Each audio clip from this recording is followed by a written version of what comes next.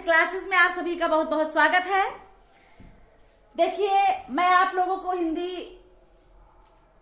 पढ़ा रही हूं जो टीजीटी, पीजीटी या अन्य परीक्षाओं के दृष्टिकोण से है।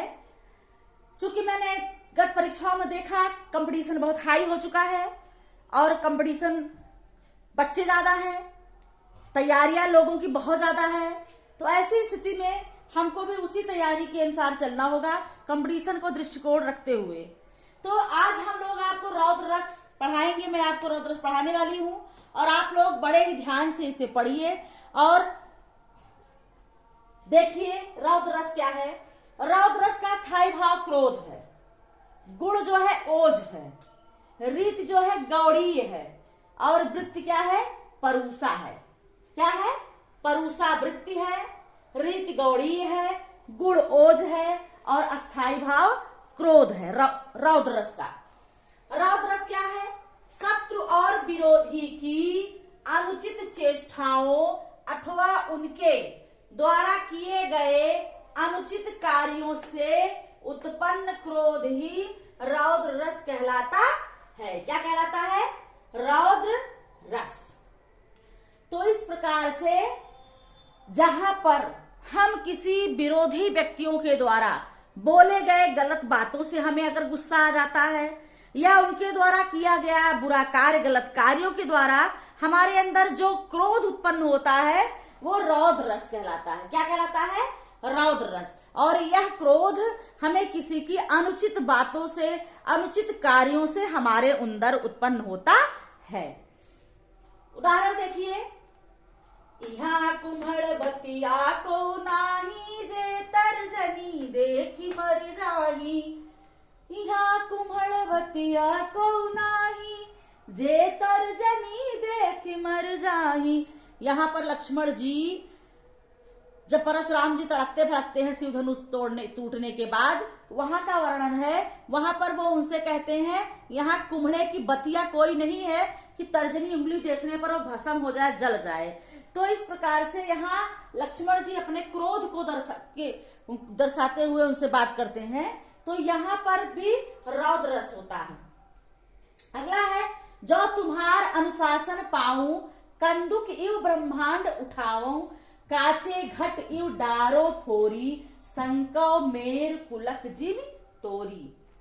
जो तुम्हारे अनुशासन पाऊं कंदुक इव ब्रह्मांड उठाऊं काचे घटी डारो फोरी संको मेरु कुलक जिमि तोरू।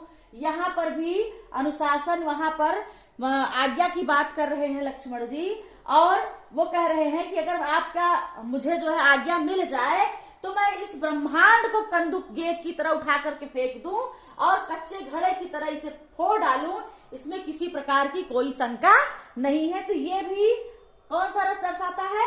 रौद्र रस।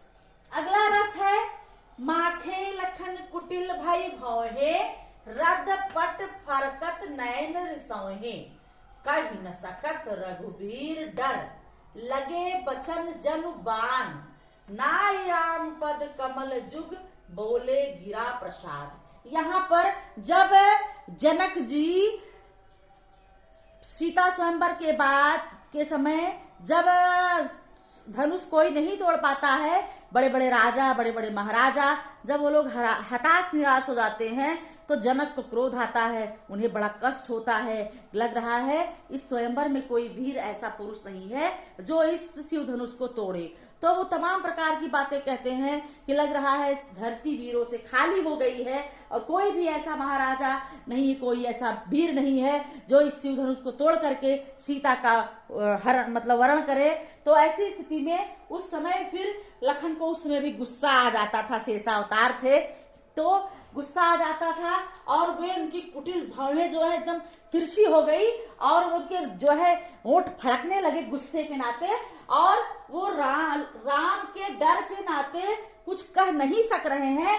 और राम पद कमल जुग, कमल उनके कमलवत चरण के सामने वो प्रणाम करके बहुत ही मधुरी बाड़ी में बोलते हैं, गिरा माने बाड़ी, प्रसाद माने अच्छी बाड़ी बोलते हैं कि मैं जो है आपकी आज्ञा हो तो मैं जाऊं। तो यहाँ पर भी क्या है, माखे लखन कुटिल भई भाव ने, कुटिल भई भाव है, तिरछी भाव है, गुस्सा में बोलते हैं, रौद्र रस है। यहाँ भी क्रोध क्या है, क्रोध नामक स्थायी भाव उत्पन्न होता है, रौद्र रस है। तो इस प्रकार से रौद्र रस का स्थायी भाव क्रोध, गुण ओज, रीति गौड़ी और वृत्ति परुषा। जहां पर किसी व्यक्ति के या शत्रु के अनुचित बातों को सुन करके, उनकी अनुचित चेष्टाओं भावनाओं को देख करके जब हमारे अंदर क्रोध उत्पन्न होता है, क्रोध नामक स्थायी भाव जन्म लेता है, तो वहां पर कौन सा रस होगा, रौद्र रस होगा। तो रौद्र रस के लिए आपके कुछ उदाहरण मैंने दिया है। इसको जब आप पहचानना सीख जाएंगे, चूंकि यही नहीं कि यही ही उदाहरण आपको एग्जाम में आए, ये तो पढ़ाने की एक ट्रिक है कि आपको 2-3 उदाहरण दे दिया जाता है कि आप उसे पकड़ लीजिए, कोई भी लाइन कहीं से आ जाए रस में। अगर आपको ये ट्रिक हो गया कि रस आप पहचान पाए, उसकी परिभाषा आपको तैयार है, उसके पहचानने की ट्रिक अगर आपको समझ में आ गई, तो कहीं से कोई पंक्तियां आ जाए आप तुरंत निकाल लोगे कि फला रस है, फला अलंकार है, फला छंद है। तो इसके लिए आपको बहुत ही बारीकी से ध्यान देने की जरूरत है। आज की कक्षा में रौद्र रस से संबंधित चर्चाएं हुई। अगली कक्षा में अगले रस की चर्चा होगी, फिर मैं आपसे मिलूंगी। और तब तक के लिए धन्यवाद। आप लोग निरंतर पढ़ते रहें, लगे रहें। एग्जाम की घोषणा कभी भी हो सकती है, संभावनाएं हैं फरवरी मार्च में, लेकिन फिलहाल इसको आप ना ध्यान दीजिए, अपनी पढ़ाई निरंतर करते रहिए। एग्जाम आपकी तैयारी रहेगी तो एग्जाम कभी भी हो जाए कोई दिक्कत नहीं है। आज की कक्षा में इतना ही, धन्यवाद।